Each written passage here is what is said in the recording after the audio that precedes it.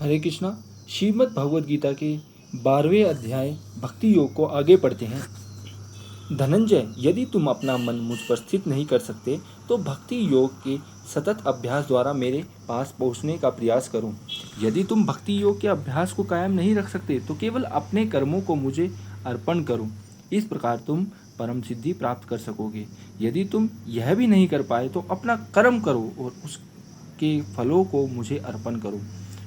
मन को वश में रखकर अपने कर्मों के सारे फलों का त्याग करो। यदि तुम इस उपदेश का पालन न कर पाए तो अपने आप को ज्ञान की साधना में नियुक्त करो। यद्यपि ध्यान से श्रेष्ठ है, ध्यान से बेहतर है भौतिक लाभों का त्याग, क्योंकि ऐसे त्याग से शांति प्राप्त होती है। भक्ति योग के दो रास्ते हैं, प्रत्यक्ष और अप्रत्यक्ष। श्री कृष्ण अर्जुन से श्लोक में कहते हैं कि प्रत्यक्ष है अपने मन व बुद्धि को केवल मुझ पर स्थित करना। इस स्थिति को रागानुगा भक्ति या स्वाभाविकी भक्ति कहते हैं, जो शास्त्रों के विधि नियमों के आधार से स्वतंत्र है। परंतु रागानुगा भक्ति की यह स्थिति को प्राप्त करना विशेषकर नौसिखियों के लिए आसान नहीं होता। इस हालात में श्री कृष्ण रागानुगा भक्ति के अप्रत्यक्ष मार्ग की संस्तुति करते हैं, जो है शास्त्रों के विधि नियमों का सतत अभ्यास करना, जिसे साधना भक्ति कहते हैं।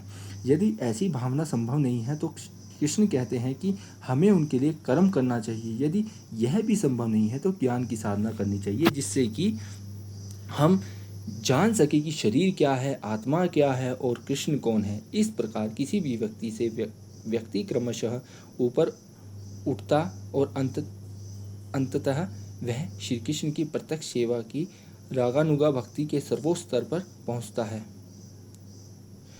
इसका उल्लेख श्री ब्रह्म संहिता में इस प्रकार है।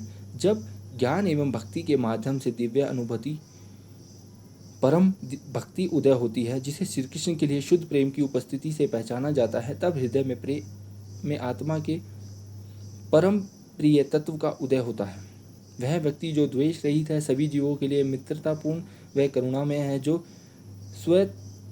स्वात्मकता से रहित है, अहंकार से रहित है, सभी परिस्थितियों में निष्पक्ष है, क्षमाशील है, योग का आत्मसंतुष्ट साधक है, आत्म संयमी है, जिसका संकल्प दृढ़ है और जिसके मन और बुद्धि मेरे चिंतन में निमग्न रहते हैं, वह व्यक्ति मेरा भक्त है और इसीलिए मुझे वह अत्यंत ही प्रिय है। जो न कभी किसी को कष्ट देता है, न कभी दूसरों से पीड़ित होता है, जो हर्ष, क्रोध, भय और उद्वेग से मुक्त रहता है, वह मुझे बहुत प्रिय है। जो विरक्त, स्वच्छ, निपुण, उदासीन एवं व्यथा रहित है और जो सभी स्वार्थी कामनाओं का त्याग करता है, वह मुझे अत्यंत प्रिय है। वह जो न हर्ष उल्लास करे, न द्वेष करे, जो न शोक करे, न आकांक्षा करे, जो दोनों शुभ और अशुभ का परित्याग करे, वह व्यक्ति भक्तिमान है और मुझे बहुत प्रिय है।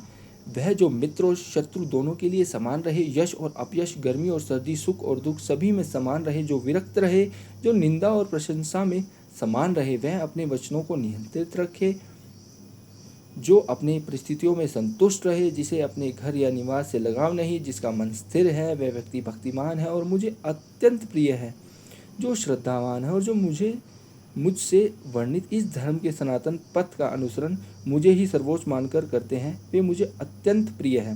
दुनिया में सभी शांति और सामंजस्य देखना पसंद करते हैं, किंतु जो वास्तव में परिस्थिति वह इसके ठीक विरुद्ध है। आज की दुनिया की अधिकतम समस्याओं का सरल समाधान प्रस्तुत करते हैं और वह है व्यष्टि का आत्म सुधार। दूसरे शब्दों में यदि लोग कृष्ण के बताए हुए इन गुणों को स्वयं में विकसित करने का प्रयास करते हैं तो दुनिया बहुत बेहतर जगह होगी।